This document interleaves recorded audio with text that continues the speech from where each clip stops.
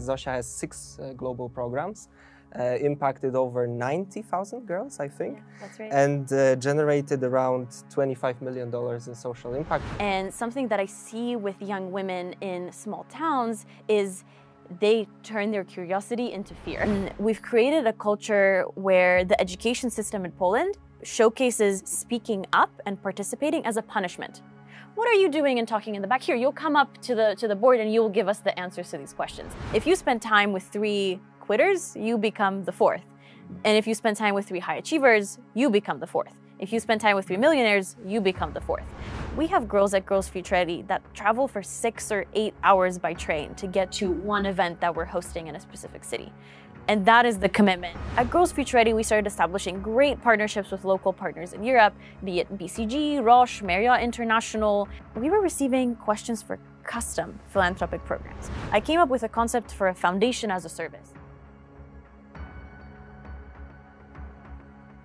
This episode of Kowale Biznesu is brought to you in partnership with our Future Foundation and Kosminski University. Hello, everybody. This is another podcast episode of Kowale Biznesu, or I should say Business Blacksmiths. This is the first podcast that we will be doing in English. And today we are joined by fantastic Zofia Kierner, social entrepreneur, CEO of 51, social impact agency, founder of Girls Future Ready Foundation, and visiting lecturer at Harvard University and UC Berkeley. Zofia has a really fantastic CV given her age.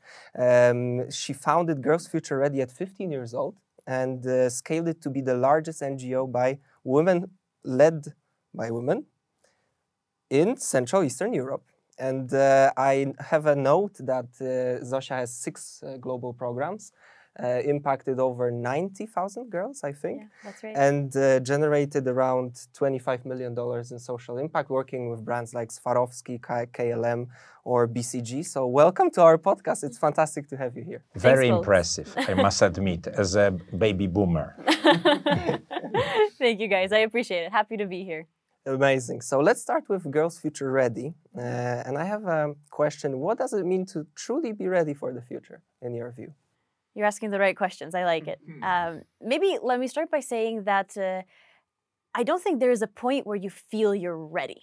I'm sure you had a similar aspect when you were starting your podcast. Being ready, or being future ready, as we describe it at GFR, isn't a checkbox that you tick. Oh, you reach a certain age, okay, you're future ready, and here we go into your next step. We rather interpret it as some form of a mindset shift that you go through and attributes that you develop along the way. So let me maybe break down what these attributes are. One of them is global mindset, this understanding that the world is big and full of opportunities, but it's not something you're scared of, it's something you're excited about.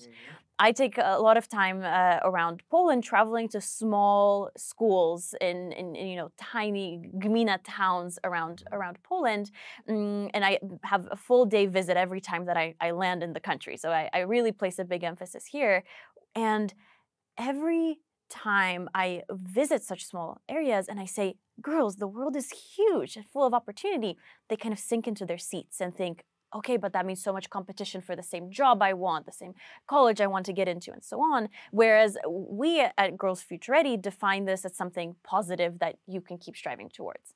The next aspect is self-confidence, and I know we'll likely talk about how do you develop this self-confidence along the way later, but it's also a key attribute of this readiness.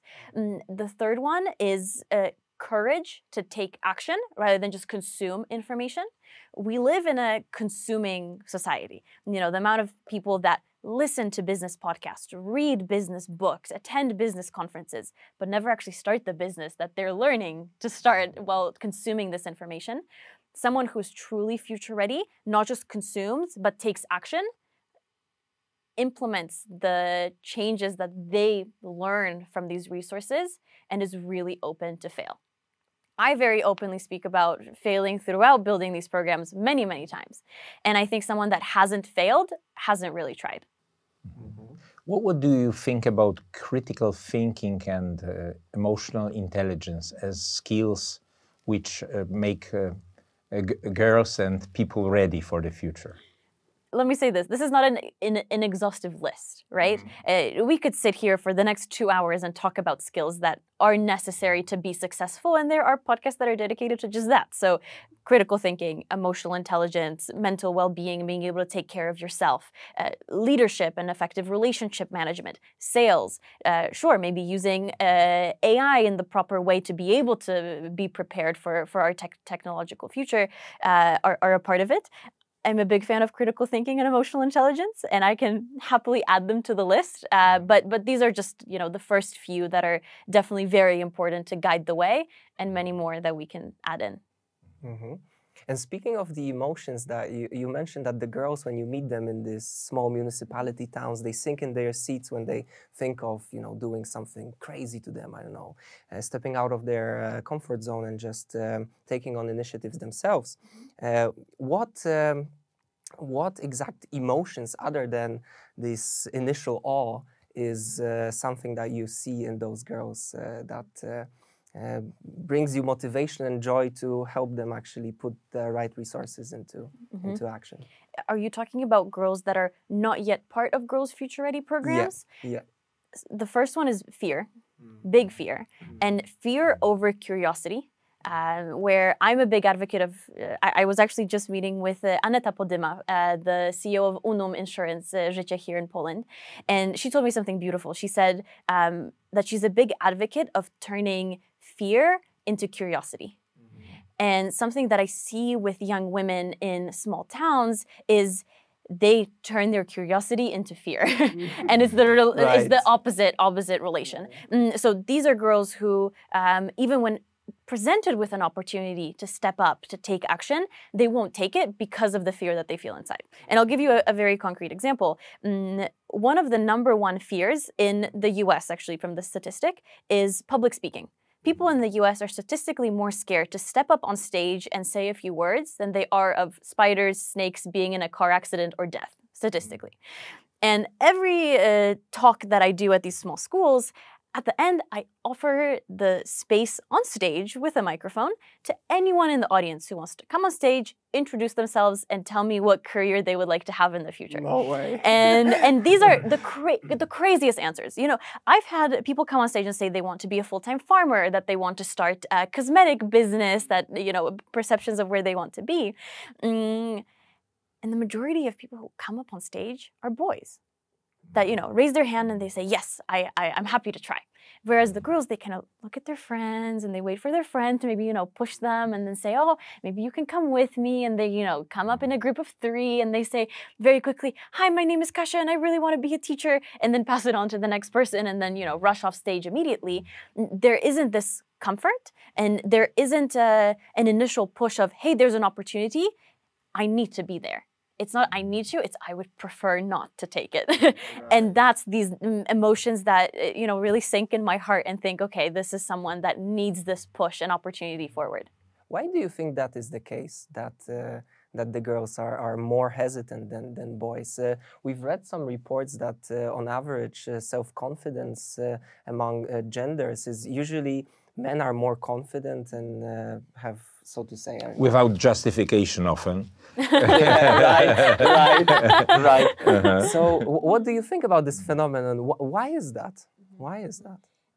It's very deeply rooted in the education system, especially here in Central Eastern Europe. American ladies are very confident. How about Finnish ladies? Well, tell about American and then Finnish ladies. Very good point. Finland is a whole other society and species within itself, where I feel like self-confidence is high in the perception of the way people perceive themselves, but outward extrovertism is probably the lowest I've seen in my life. I'll give you an example here again. When you work on a group project with someone from America, someone from Poland, and someone from Finland, this is what it looks like. The person from America wants to make sure that everyone knows that the idea was theirs and that they will be on stage to present it, right?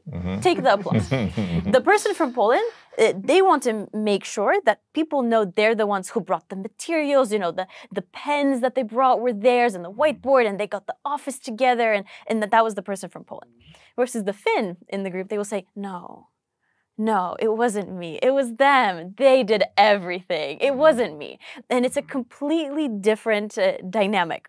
All of them work differently, achieve success differently, but I think that there's a very clear reason why we don't see big startups and big companies coming out of Finland. I'm not sure what the last time you were in Helsinki, but when you travel through the city center, you don't see any of the large corporate logos that you see here in Warsaw, for example. There is not that big of a corporate culture. The largest company was Nokia, and realistically, you know, we know what happens down the line. And so it's a very interesting case study here. But let me go back to your original question. Why is this difference between girls and boys in Poland? First, big cultural push that is given to young women in Poland by their mothers, who received it from their grandmothers, who were growing up, you know, in communist Poland, where unfortunately the clear push is, you know, you should not brag, never brag about what you do and your work and your projects that you're working on, which then translates to not speaking up at all. We've created a culture where the education system in Poland showcases speaking up and participating as a punishment. What are you doing and talking in the back? Here, you'll come up to the board and you will give us the answers to these questions. It's considered a punishment, right? I was very lucky to attend Phillips Exeter Academy. It's a boarding school in the middle of nowhere in the forest in New Hampshire, but it's considered the #1 private school in the world, attended by Mark Zuckerberg, a few American senators, and their education system is completely surrounding education in a conversation style. So every class you would do around 2 hours of reading beforehand for everything, history, math, English, computer science. And you would sit around this round table with 12 students and you would just talk.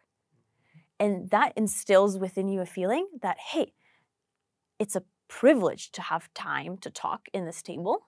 And what I add into the discussion is a value, and not of a punishment that I'm being forced to speak. I have the opportunity to do so, and I should take this opportunity wisely. And so this is a big controller into our mindset that we really approach how we express ourselves and how we speak up. So how to overcome this barrier? I understand you are doing it through the foundation, and this is one of the key points, yeah? Yeah, I do it full time, so you're asking the right questions. When we think about self-confidence in Girls Future Ready, I think it's impossible to raise your self-confidence by watching a TED Talk or attending a seminar Masterclass or exactly, just talking to someone. or even classic mentorship programs on the European market. The majority of mentorship programs in Poland are built for the mentor, not the mentee, where young women sit with a mentor across the table, and over a 30-minute coffee, they unfortunately, you know, raise a few small topics, sometimes complain about the way that they're not really sure where they want to go as their next step in life, and they don't get very much out of it. Then the mentor takes a photo, puts on their LinkedIn, hey, I'm a mentor, and they feel great. But the only way to effectively raise your self-confidence is to try and to fail and to pick yourself up again and try and fail and climb mountains that are a little bit too high for you at the moment when you're starting. So our Her Story mentorship program presents this really nicely. It's considered the most practical program here on the Eastern European market, where we connect one young woman with one experienced mentor, and they work for 3 months on one concrete final project. And girls, thanks to this, have launched their own podcasts, their own businesses, their own NGOs. They've written ebooks. We even had a group last year that launched a stratospheric mission into space to analyze the light pollution over Warsaw. So really projects from fashion to politics to business to media. This program also has its own TV show in TVN. We have a series in Vogue Poland. So these girls who are applying to the program, their first challenge is to get themselves to apply, right? So they see an announcement that this program is open, whether it's on Instagram or our website, and they think, all right, let's say it's a podcast, Her Story. I want to participate, I want to start my own podcast. And their first barrier is filling out the application form and recording a short video. They don't know this is educational, but it's meant to help them break out of some shell and record a video talking about themselves. Then after they get accepted, that's sort of some form of a reward for this risk that they took. Hey, you did it, you're in. Then they start working with their mentor to launch the first episode of their podcast. And the first challenge is, who do I invite and where do I record? And again, they have to send 40 emails or reach out to 50 people on LinkedIn until the one person says yes, that they have a studio and they have a guest to speak with. And they go through this trial and error. They hear a lot of no's, but then they sit down and they're able to record their first episode. And that's your reward, right? The process that you have along the way. And the mentor is there to open the doors for you and make this process easier. After you do that and start releasing them, and of course supported by our Girls Future Ready community, then they go to speak about it in TVN. Yet another barrier, right? They go into the TV studio, they get their makeup done in the official TVN makeup studio, then they step on camera, everything looks so professional, the green screen behind them, and it's also another challenge, okay? But then they hear the congratulations at the end, another victory. Then they go to Vogue, another victory. And then you think, when this girl has gone through this whole journey to raise her self-confidence, you think she's gonna be scared of a job interview? No, not at all. Not anymore, right? But if she were faced with that job interview back when she started, she wouldn't be in the same position, right? And so, again, excuse me, because I'm a data scientist by training, so I need to quantify these types of things as feasibly possible. If you look at this sort of self-confidence curve in a scale, it's some form of a sinus curve that climbs up and down. It's not, again, a checkbox that you tick, but it's something that is built along the process. And this is the only way that we found to actually change the way young women see themselves. Well, just correcting a little bit, I'm talking about mentoring process. If we talk about not like TV mentors who boast, etc., and say that they are great, you know, in the mentoring process, what happens between the sessions are the tasks. So these tasks can be quite challenging for the mentee, and as a result, the self-confidence level or whatever skills should be gained can be achieved through these tasks. Yeah. So unfortunately, we are sometimes victims of understanding what the role of mentor or coach or consultant is, while on the other hand, if we talk about a certified mentoring process, then whatever needs to be developed through the process can be done. Yeah, but I do appreciate your approach, because it's like a fast track way. Yeah, it's not that I think it over and take a small step. You know, here there are quite considerable steps to be taken, and I think it could be also a lesson for more advanced mentors. You know, the lessons from your foundation about. I do agree with you, right? It depends on the type of mentor that you have that is willing to guide you along the way. And it's very dependent on how much of a self-starter the mentee is, right? But if you have a mentee that isn't exactly sure where they want to be in their life and they don't have a project or a business that they're working on, it's difficult to come up with something concrete, sitting there with your mentor, looking them, you know, square in the eye and thinking, well, where do we go from here? So from this sense, her story has been very concrete, and that's how it was designed from the very beginning. I'm rather maybe speaking about, you know, specific mentorship events or conferences where, you know, you meet a mentor for an hour and what's the benefit. One more note here that I've realized specifically around young people over the time is we are horrible at building relationships, especially in some form of a digital area. And I, for a very long time in my trajectory, in my business career, have been horrible at building and maintaining relationships with mentors. Where now that I look back, there were so many people that helped me along the way, but I didn't keep this long-term relationship with them because it's difficult. Were you responsible for keeping this up, or is it perhaps something that these experienced mentors have in some sense? You're always responsible. If you're a business owner, you're always responsible. And there is one important element of mentoring is confidence.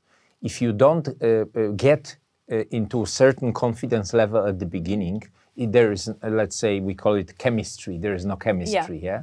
Then the whole process is in vain, I would say. Yeah. When I listened to you, one of the interviews, I came to the conclusion, you know, we have a problem with keeping the relations, these mentorship relations in your program.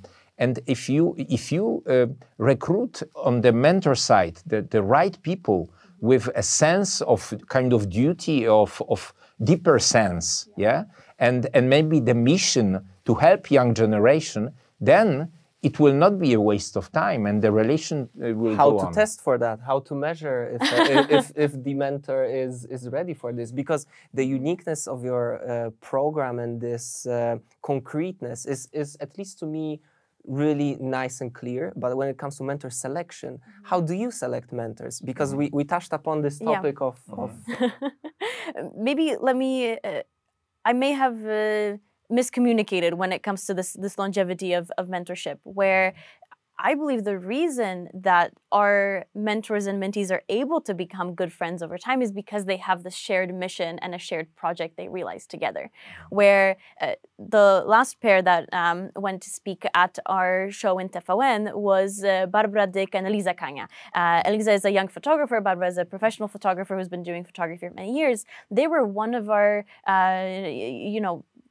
second or third edition of Her Story programs. We've been doing this for over 6 years at this point. So they met 3 years ago. They realized a professional photo shoot where Eliza for the first time was able to see what such a photo shoot looks like. And since then, she's received the Grand Press Award. She's been published in Vogue Portugal. She now studies in Holland at one of the top universities for this category. And they are still very, very close friends.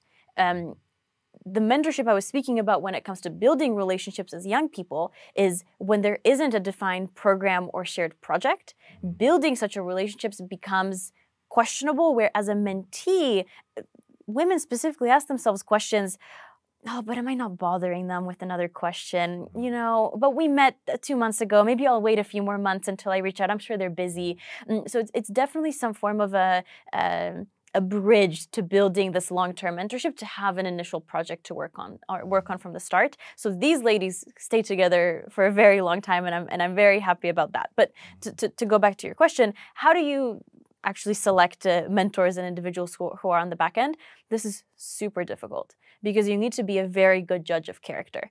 And just how hiring is one of the most important aspects of building a company, hiring mentors or recruiting mentors is one of the most important things that we do at Girls Future Ready. And this is a mix of skills, from very concrete case expertise, because we want our young women to be able to choose if they want to go into politics, if they want to go into media, maybe they want to go into fashion, maybe they want to go into STEM, maybe they want to launch a rocket into space, and everything is feasible. And so this spread is one. Then if we catch someone who is within a category that is interesting as a next project, a large judge of character that you would typically be looking for in a normal hiring process, right? Commitment when it comes to launching such a program, how enthusiastic they feel about the organization, just how an employee should feel enthusiastic about a company that they're working with. The next one is emotional intelligence, right? The way that they communicate and the way that they communicate ideas. Growth mindset and openness. How willing are they to also stem out into their network and support young women to go forward? Let's be honest, being a mentor is tough. Being a mentor is a really tough job to have, and it should be some form of an honor that you build. But I would be a big advocate of launching a mentor development academy or program on how to be a good mentor. You can be a great CEO and be a horrible mentor.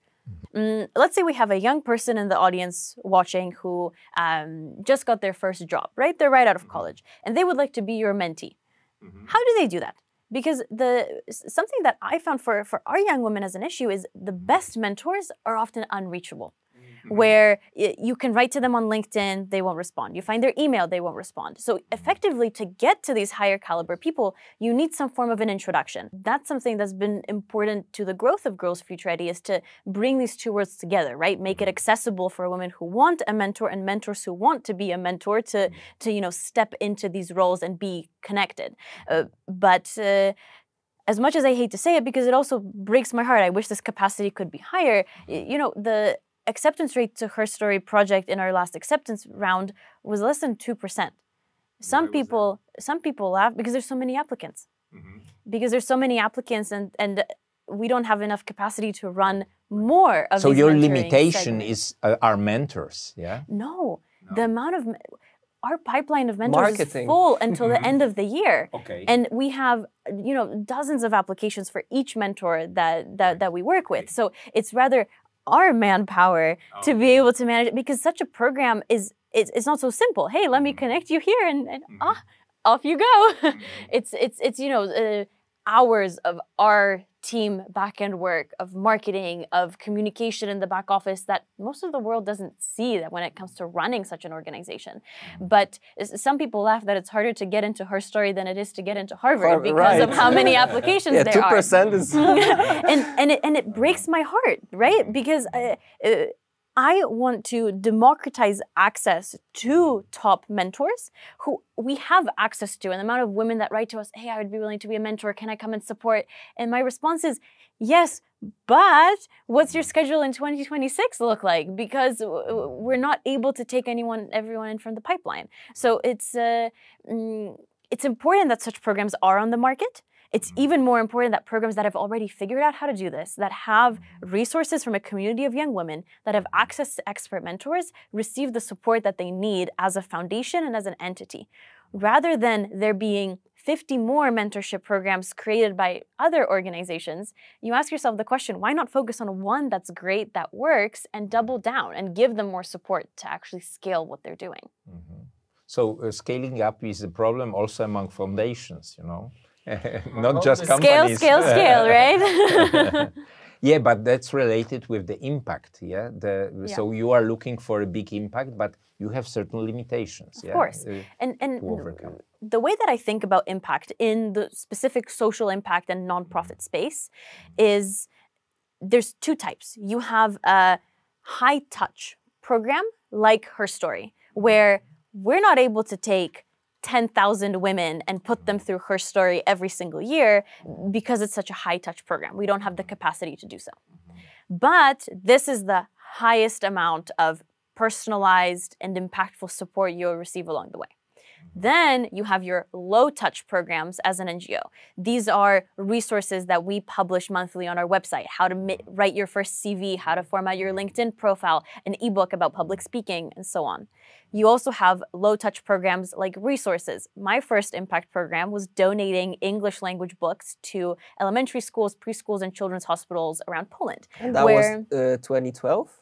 This was a very long time ago. I was 9 years old when I started it in Finland, when I wanted to just pack some of my old books and bring them to Poland, when I realized that all of my friends back that I left behind when we moved to Finland were asking me to translate Katy Perry lyrics to them.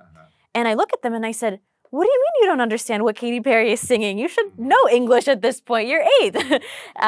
Where I realized this huge barrier or privilege, realistically, that I received moving out of the country so early, which by no means was my decision, right? No 6-year-old makes the choice, let me move to Finland. The education system is better, right? It was thanks to my parents' jobs that we moved abroad, and I wanted to bring back some of this education system here.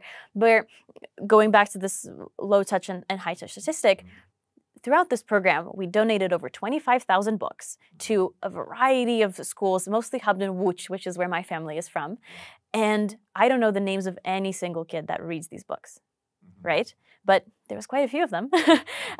During COVID, our program Together for Teachers that most people forget about, we connected over 200 English-speaking mentors from the US, high school students that wanted volunteering hours during COVID, with schools in Poland to supplement their English classes.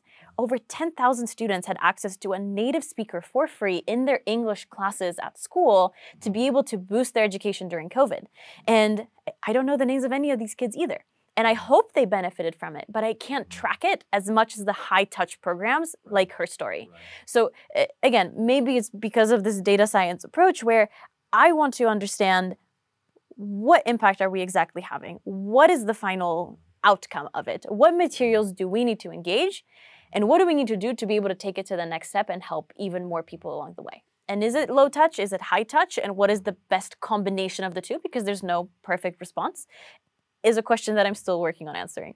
Well, and you fix what's made wrong by the, for example, Polish educational system. Yeah. Let's hope. So maybe our authorities should start, and they are starting with a new program about skills of the future. Yeah. But whether it would be introduced or not is a different story.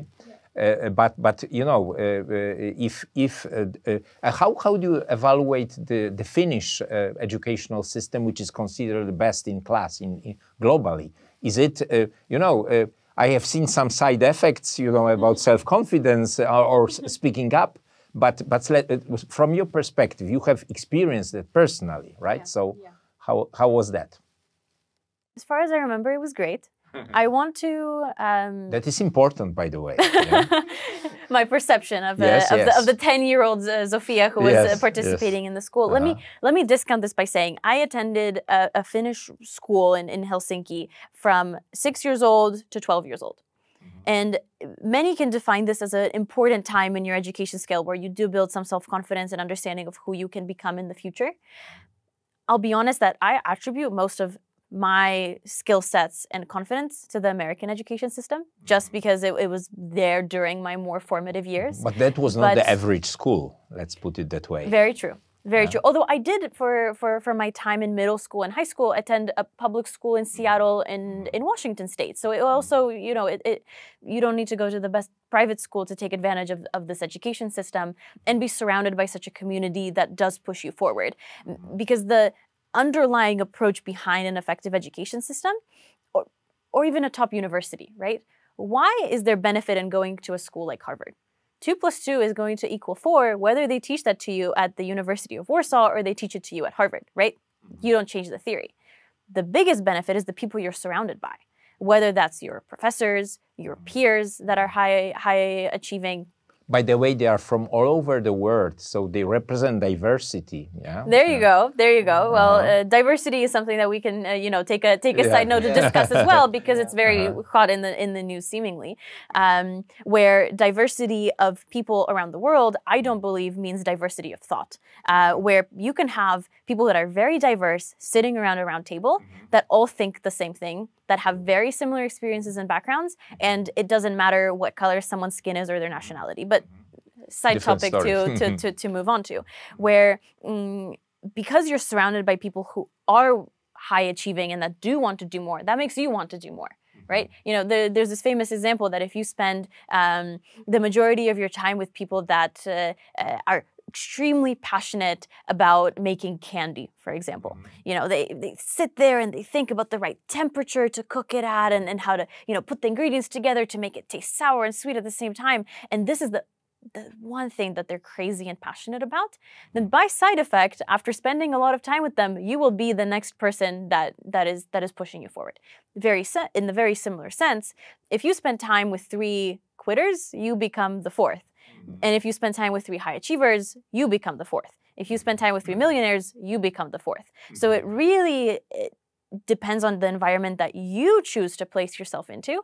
And if you don't have access to that environment because you go to a small school in a town in Poland, then find a way to surround yourself by these people, by the podcasts you listen to, by the content that you consume on social media, by the types of events that you participate in. We have girls at Girls Futurity that travel for 6 or 8 hours by train to get to one event that we're hosting in a specific city. And that is the commitment to be the 4th winner, the 4th high-achieving young woman, the 4th laureate of a concrete program, the 4th young woman that gets accepted to a global university, because you get surrounded by this community. So I didn't answer your question about the Finnish education system. However, I recommend it. If anyone is considering a move, I can endorse it, but I'm not sure I'm the right person to speak about this further education later on. But guys, speaking of impact and all these stories that you're saying, which are really inspirational, and to me, I'm just sitting here and just listening and also building up my knowledge here. But I need to ask you about your other endeavor, which is 51, which is a foundation as a service, social impact agency. And I was wrapping my head around the idea of philanthropic monthly donations to some causes. I don't know if this is something that I can describe foundation as a service as, but can you briefly describe what is 51 about and what's the model that you're trying to bring out to the light? Sure. So 51 implements a foundation as a service model, which outsources philanthropic management for businesses and for high net worth individuals. I must ask you about this topic of your annual report, because I saw previously that it has been published for the 2024 edition. And could you tell us more about it? What can be found there, and what is your general take on this? This is perfect product placement. You want to show the camera? Photos, please. I'm laughing. Sure. Well, maybe the one thing to say about this is, of course, you can see pretty faces of the girls that participate in our Girls Future Ready programs, and whether it's learning about events that were held at the Polish Parliament or our mentorship programming and so on. But I think this really nicely ties to how we were talking about 51, where there's quite a few companies that want to produce essentially what's inside this report when it comes to impact programs for their marketing, their employer branding, their employee recruitment, especially of younger employees. And they would love to have their logo and their custom programming with a signature program inside. To one sentence summarize, that's what we do at 51, is we sit down with you with a concrete customer who says, we want to run an impact program to support such a concrete field, and we do everything that happens inside this report or to make such a report happen. And then you receive this final version of the report with a business blacksmiths on the cover, and that's the Please. Final effect of our work. So as a way to again quantify and in one place see what our work looked like over the past 12 months. While I was a student at Berkeley, I was invited to become a visiting lecturer teaching social entrepreneurship. And I was invited to teach social entrepreneurship courses, which means that students that were in the audience selected to participate in a social impact class. And after running these lectures for a semester and giving case studies of our work at Girls Future Ready, I had a few students come up to me with business models they were considering. And if I looked at them and I said, this business model would make more sense as a nonprofit, you should start an NGO, they would look at me and they say, no, there's no chance. I don't want to start an NGO. I want to be running a business. Then I started continuing these lectures at Harvard, and students were saying, that it's almost considered a failure to work for an NGO after you graduate.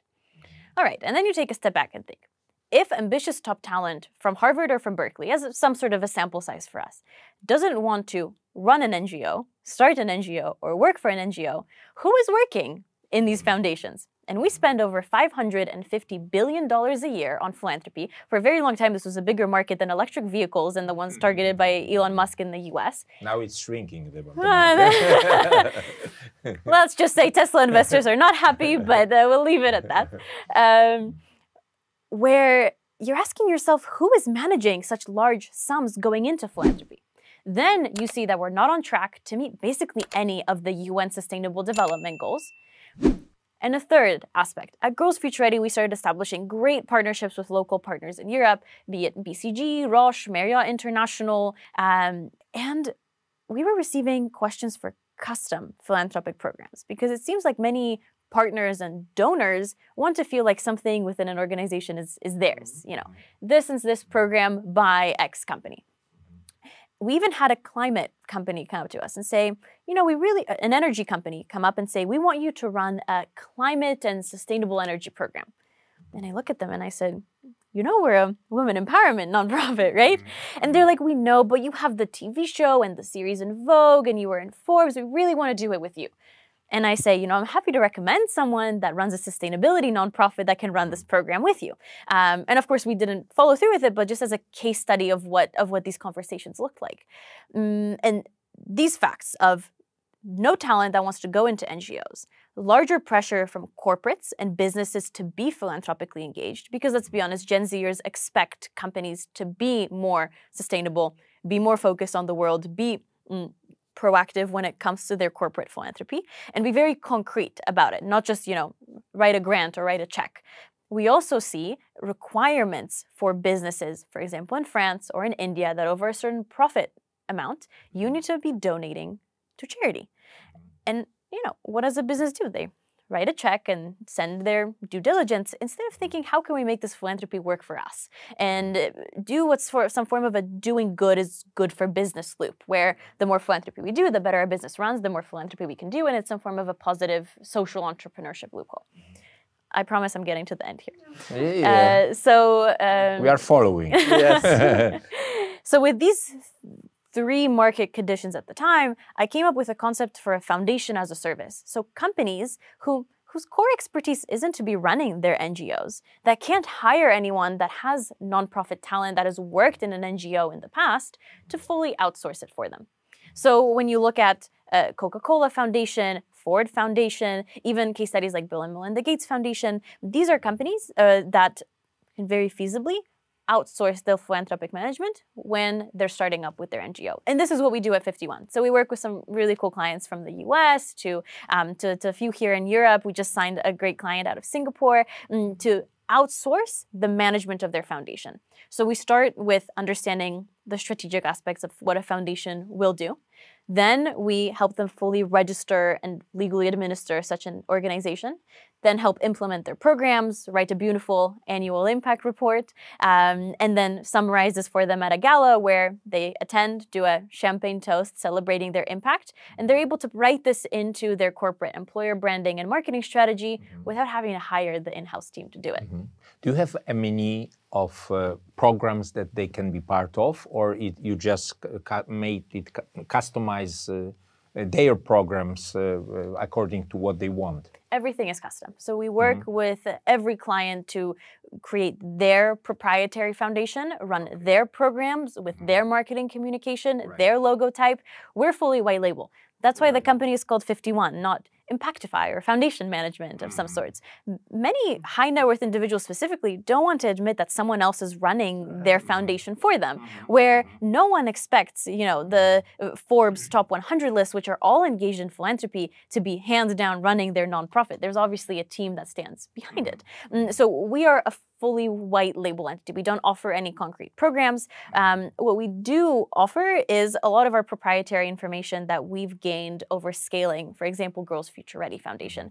So last year, I spent some time creating our custom large language models behind Girls Future Ready. So we have our own Girls Future Ready ChatGPT, if you will, which is trained on our templates, on our materials, on our marketing copy, just to be able to streamline how effective we are at work. Very similarly, we're able to use these same templates and materials to effectively run corporate foundations much better and have access to better talent because we're an agency, not a nonprofit. So we're able to hire individuals that have worked for the top corporate philanthropies around the world, that have been engaged in writing very concrete reports in a variety of topics to be able to support the clients that we work with. That's quite an interesting idea, yeah. Thank you. And then I think, you need marketing, or direct communication with companies, but I think it's quite appealing to many CEOs. But Girls Future Ready isn't directly taking care of the marketing for 51, right? Or am I thinking slightly off? In a sense, yes. So surprisingly, there have been some clients that have come to us asking for a Girls Future Ready program and receive a 51 program instead. Synergies, you are a group already. Right? Oh, wow. I'm not sure if I'm ready to be running a group. Hold on. Give me 2 more years. But please include Kowale Biznesu, Business Blacks in this group. But only in Singapore. We can stand and wave. So it's definitely some fragment of marketing. The largest obstacle that I see behind 51 is the level of trust necessary for someone to hand off managing a foundation to you, which very often is very personal, right? It's something that, individuals deeply care about. They leave this to someone very close to them. It's typically, for example, their partner, whether it's a husband or a wife that's running this foundation. It's a family endeavor where the sales cycle is just very, very long. And the depth of relationships that you need to build is also very, very long. You have a famous face, yeah, but you need, I mean, you are known for philanthropy, for running the foundation. But you need like your clones, Exactly, or advocates in one sense. Ambassadors. Exactly, where I know that 51 will mostly be a referral business. You don't see me going to conferences talking about 51. I don't write about it in the press. I very often don't speak about it on podcasts, specifically ones that are in Polish to the Polish market, because I'll be honest, it's not the main market we work on. So definitely lots of interesting questions when it comes to how to market something like this. How do you manage clients to move them from project basis to a retainer basis or things like this? But I will tell you, I'm learning so much. Like, I've learned so much more than I learned at Berkeley by running Girls Future Ready when it comes to learning about myself, learning concrete skills, learning sales, learning marketing. When you're the CEO of a startup, because an NGO realistically is a startup, you wear all the hats and therefore you learn many skills that you never knew you would need, from customer support to, you know, hiring, negotiations, and so on. Where now I've had to switch my mindset from only running a nonprofit to also running a company, which is different when it comes to the way that you deliver value to your customers and to people that you work with. And in some senses, it's almost easier. So I can't complain. So when mentioning all these global brands that you work with and all your entrepreneurship endeavors, I couldn't help to think that you must have thought about joining these companies yourself, you know, instead of doing the philanthropy aspect of their operations for them. But what is your take on that? Why did you take on your route when compared to, you know, the easy? I don't want to, you know, quantify or scale it in between something, but what is your take on your career versus the traditional career which people may pursue? For a very long time, I've been running away from an average life. And I think I'm very scared of running and leading an average life, where I don't have this American dream of having a house with a fence around it and a dog and, you know, 1.6 kids and you know, running such a life where for a very long time, since I can remember, realistically, after starting Girls Future Ready, leading into running 51 and both of these projects, I think it's rather not motivation of something I'm pushing towards, but something that I'm running away from, which might sound pessimistic almost, but I think it's the best motivation to push you forward. I think we as humans are much more motivated when we are running away from something we fear than if we're running towards something that we want. This is a great business example. I'll need to check who to credit. Where if a CEO gives his employee a Ferrari on the first day that he comes to work and says, "This Ferrari is for you, and you get to keep it unless you don't meet our KPIs by the end of the year." Versus a reverse perspective saying, you will receive a Ferrari if you meet our KPIs at the end of the year. Where we as humans are much more scared to lose something that we have rather than see the potential of gaining something in the future. So to go back to your question, maybe I'll start with a brief story. When graduating from Berkeley, you receive a form that asks you to fill out, what are your future endeavors? Where are you planning to be? And as any top university in the US, it's conditioning its students to work for the top global companies, where if you got hired at McKinsey or at BCG out of Berkeley, it was considered a big success, right? You're off to the right place. You're set. This is someone that you should know before you graduate. And it's a very long list. You know, you're going into consulting, you're going into finance, and many of the brands that you listed. And then there's this like shy small box of entrepreneurship, starting my own company. And the most beautiful part is you get the results of this summary after the graduating class responds. UC Berkeley is considered the most entrepreneurial university in the US. It's the #1 university for venture-backed founders. It's the university that says the highest number of its students' class ends up going into entrepreneurship. It's like less than 0.5% on this survey that students decided to, right after graduation, take a job full-time and work on their own business, their own dream, and their own mission moving forward. Where maybe it's exciting to be part of some form of an outlier perception, but I'm a firm believer that if you want to achieve something extraordinary in your life in the long term, you can't behave like everyone else, because then it's impossible to become an outlier. I was recently, by a close friend of mine, recommended the book Outliers by Malcolm Gladwell, which outlines the stories of outliers and how they became outliers. So I've spent quite a bit of time studying people who have become exceptional, and it's very clear that you need an untraditional path to get there. You also need to start early. I've been a tennis player my whole life, a competitive tennis player. My first business was teaching tennis on the public Boston tennis courts, which is how I earned my first tuition payment for Berkeley, where it was one of my first endeavors. I played competitively for a while as well. And my tennis coach once told me that a signature of my game is I get ahead very quickly in the first set, and then it's smooth sailing because it becomes a mental game with an opponent. Whereas I had a very tough time winning matches where I didn't get ahead early. And almost maybe metaphorically, I've seen that this is something that I've been trying to do throughout life and my career, is to start early, get ahead early, put in the hours now, so that when I'm 30 years old, I can make the decision if I want to work or not. And I have this full time freedom and financial freedom that I'm striving for in the shorter term than if you go work for a high corporate job. And who taught you this mindset? Is it something that you developed over the years, or you think that maybe your parents a little bit inspired you to do something on your own? What is the source of this? The source back when I was starting Girls Future Ready, or now this understanding? Yeah, but both in tennis class. You know, sport is very much connected to people's personality in terms of, I don't know, competitiveness, doing something on your own, playing, I don't know, being, how do you say, being confident as well. So I'm trying to trace back from where your inspiration came to become this rather pioneer. A unique person with your ambitions. Like, what's the source? Let me start here. That no 8-year-old, I think, thinks about their 30-year plan when they're at that age. So when starting Girls Future Ready, I think it was rather naiveness rather than strategy. And let me tell you why.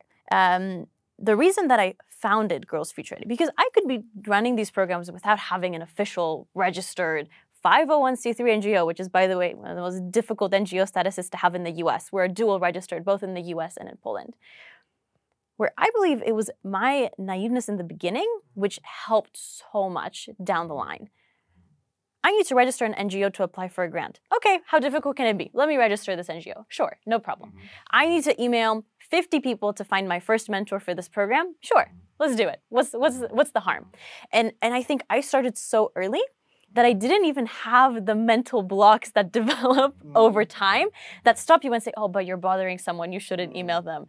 Oh, maybe you shouldn't because that sounds really difficult. Are you sure this is what you want to do? It was rather a spontaneous action at the time. And I've been told, for example, by one of my mentors, Ken Singer, who's the director of the Center of Entrepreneurship at UC Berkeley, that I'm a very action-biased person.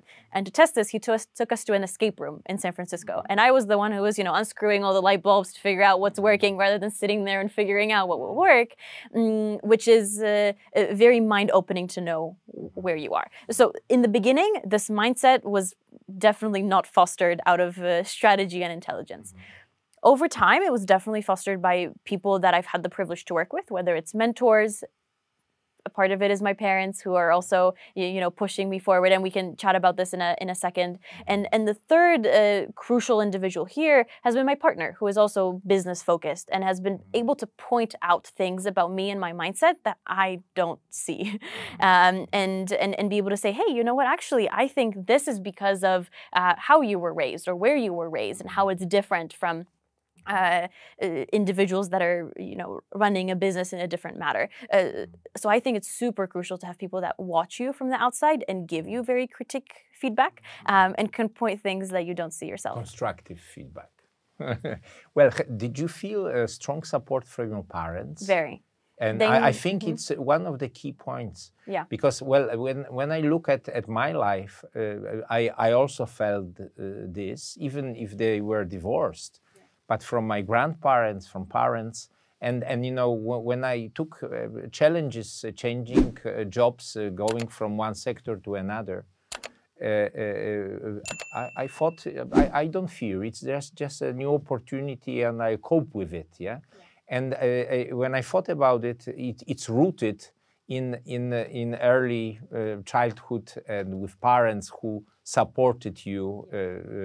Rather than, traditionally, trying to be, that you feel guilty or you come to the role of a woman in society where you have certain limitations. So it was the opposite in your case. Of course. My parents never told me, you shouldn't do it, you shouldn't try, you shouldn't go after it. Quite the opposite.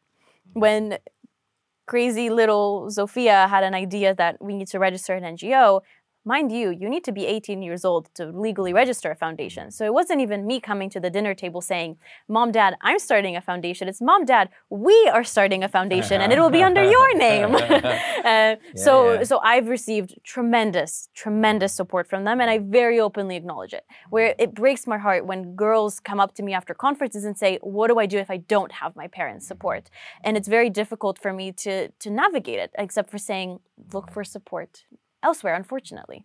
They deserve a big round of applause, I think. They do. Yeah. They do. How is your guys' relationship? I'm curious because you're essentially running a business together, and family businesses are tough. It's not the business. It's the let's say a project, and we could call it a charity project. There you go. Project, yeah. There you go. So I am in business. I am a business consultant. I run after 20 years at Nike and other companies.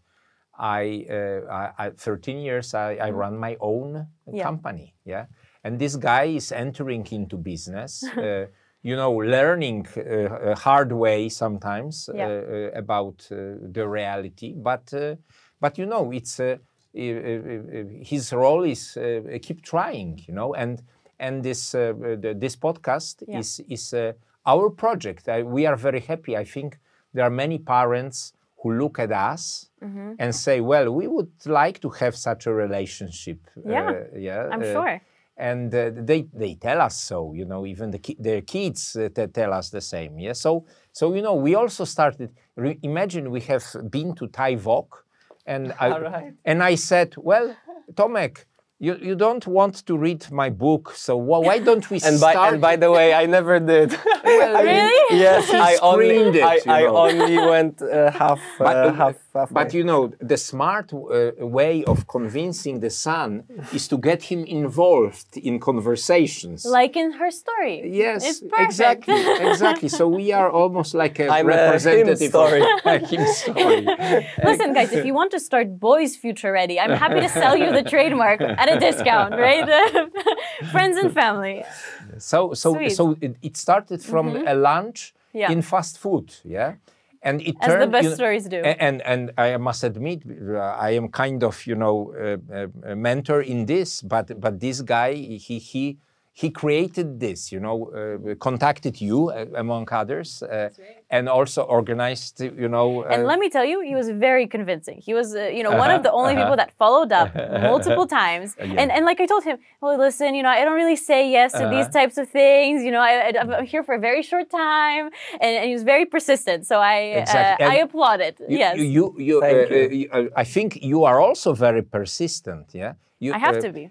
You have to be. And I think you probably like that he's persistent too, yeah? You don't see that from many young people. Yes. They will write to you once, and if you don't respond, they won't write to you again. So it's almost a good, I don't want to recommend for someone not to respond to a young person that's emailing them. But if they email you 2 or 3 times, please respond. Just out of the goodness of your heart to applaud their persistence. We'll put it in the thumbnail, I think. There you go. Yeah, promotional. I hope for everyone to hear. Promotion.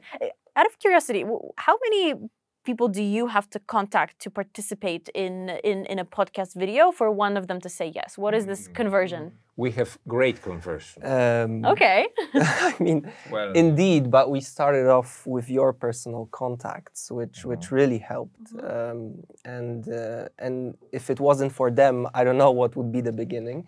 But over time, it was easier for me to somehow signal that we have a nice start, right? If we enrolled the partner at Rothschild, CEO of ING, and the Dean of Koźmiński, then it's of course easier to later on convince someone else to our mission. So indeed, if we keep, and also when we keep quality and people see a certain mission behind the whole thing, then they tend to agree. Yeah, basically. Yeah.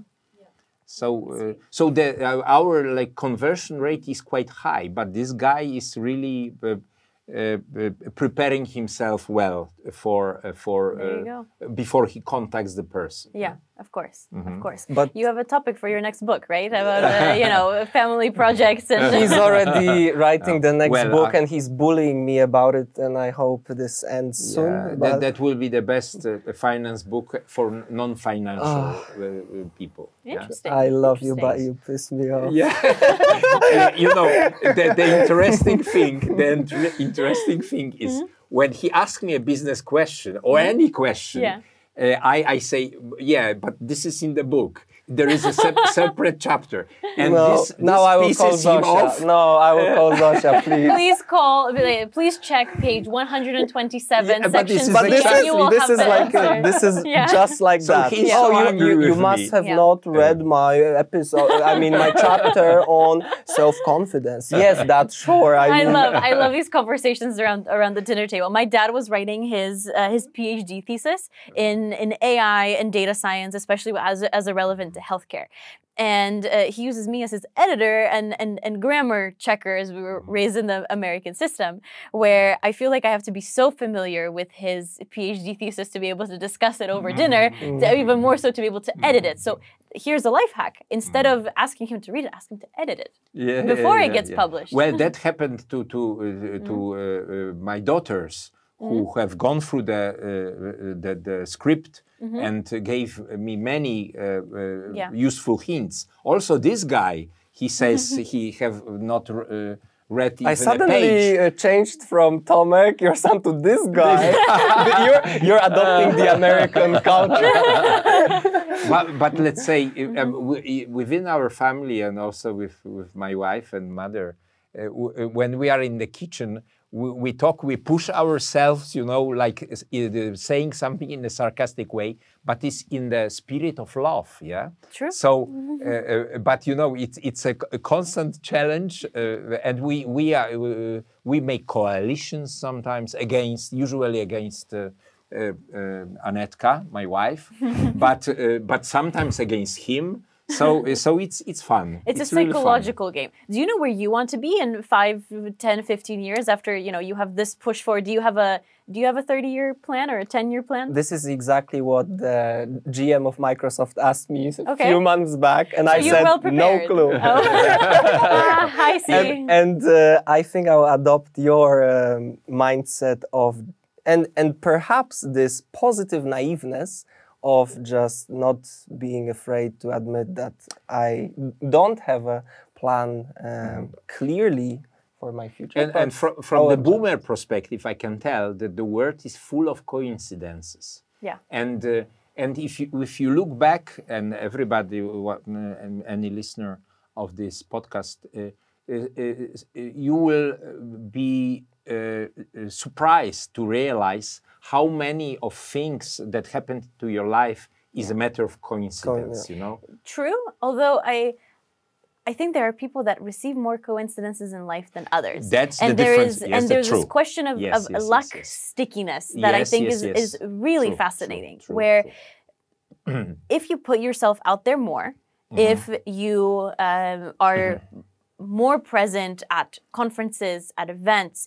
you run a project like a podcast where you're able to meet people that are able to provide some of this luck to you, your stickiness for luck and the amount of coincidences increases. So, for example, I hate it when people say, you just got lucky. You were in the right place at the right time and your parents moved you from Poland to Finland and then to the US. And because you're half American, you're lucky to be where you are. Where, yes, I consider myself very lucky and privileged to have gone through this route along the way.